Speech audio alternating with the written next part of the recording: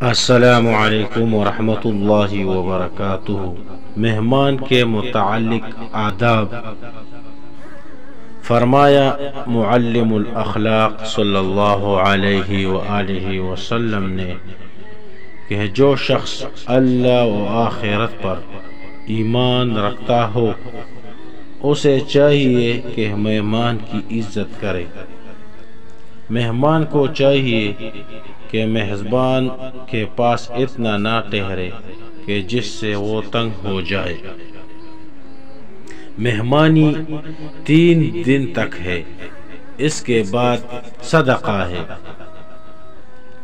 مہمان کے لیے اچھے کھانے کا 1 دن رات اہتمام کیا جائے۔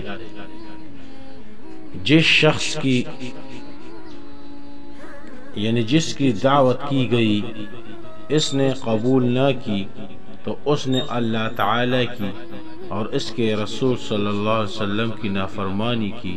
اگر کوئی شرعی عذر ہو جو دعوت قبول کرنے سے مانع ہو تو وہ اسے مستثنیٰ ہے۔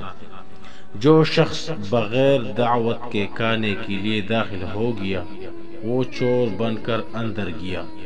حضور صلی اللہ علیہ وسلم نے ارشاد فرمایا کہ مسنون طریقہ یہ ہے کہ آدمی رخصت کرتے وقت مہمان کے ساتھ گھر کے دروازے